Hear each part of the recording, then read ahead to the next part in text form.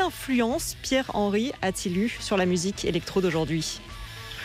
Pierre-Henry, d'abord, c'est vraiment un des défricheurs, sinon le défricheur, c'est de la musique électronique, c'est le grand-père absolu de tous les DJ dans le monde. Et à titre personnel, c'est évidemment une disparition qui me touche beaucoup, puisque ça a été un de mes mentors, un de mes professeurs avec Pierre Schaeffer.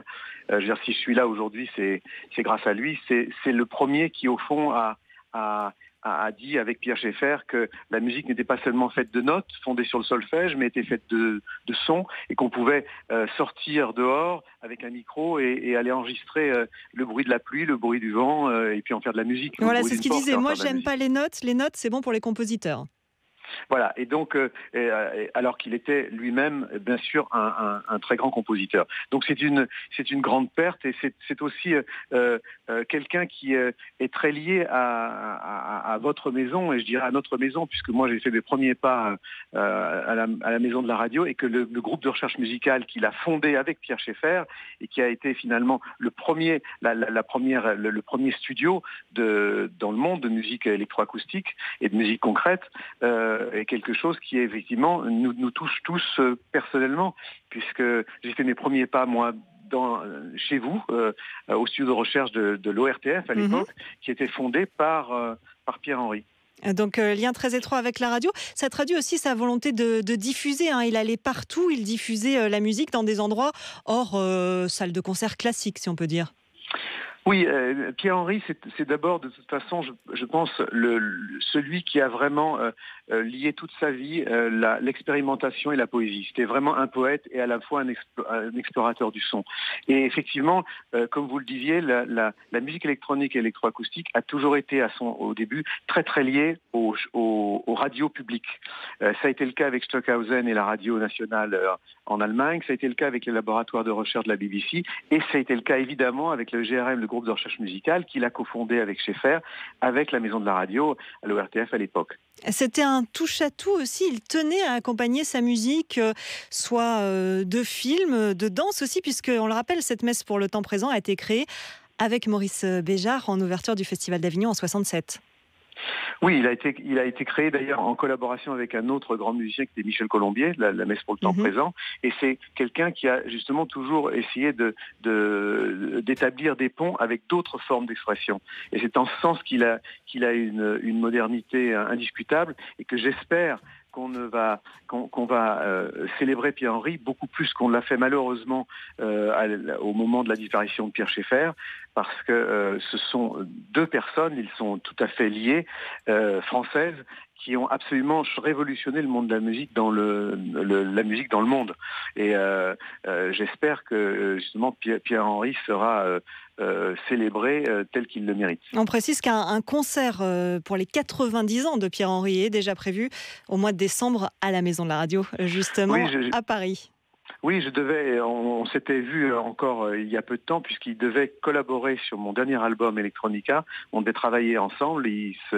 On se réjouissait beaucoup de pouvoir se retrouver, et malheureusement, il était déjà assez fatigué l'année dernière, et ce projet n'a pas pu se faire. Donc sur un plan personnel, c'est un regret de plus, mais il nous laisse une œuvre tellement extraordinaire qu'on va pouvoir continuer à le sentir bien vivant grâce à tout ce qu'il nous laisse. Ce qui veut dire que jusqu'au bout, et malgré toutes les générations qui sont venues derrière, et malgré toutes les innovations qui ont eu lieu derrière, il a continué à faire des recherches, à travailler à cette musique électroacoustique.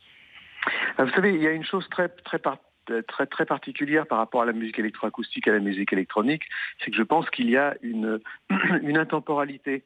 Et c'est pas d'ailleurs seulement Pierre-Henry, mais la musique électronique en général n'a rien à voir avec la musique américaine, n'a pas d'influence américaine au départ, n'a rien à voir avec le blues, le jazz, le rock. C'est une musique qui est au départ qui vient vraiment d'Europe continentale, d'Allemagne et de France en particulier, et qui est liée à notre héritage, la musique classique. Et donc du coup, Pierre-Henry a fait aussi le pont entre la musique qu'on écoute aujourd'hui au XXIe siècle et la musique classique. Finalement, il a fait aussi ce pont entre une manière finalement assez une approche assez classique de la composition, malgré ce qu'il pourra en dire, même si aujourd'hui il serait peut-être pas nécessairement d'accord avec ce que je dis, mais c'est mon opinion. Et avec en même temps cette extraordinaire approche de défricheur de son. Je me souviens qu'on avait eu une discussion un jour là-dessus. On a toujours considéré que finalement l'univers sonore est une sorte de roche brute dans laquelle on vient découvrir seulement des sons qui existent déjà. Il a toujours eu ce côté finalement spéléologue du son. Alors, signe de cet héritage qu'il a laissé, en 2000, les DJ français, un collectif de DJ français, lui a rendu hommage en reprenant ses morceaux cultes. On va en écouter un extrait. On écoute Tout Fortiche de Beat Me Trip.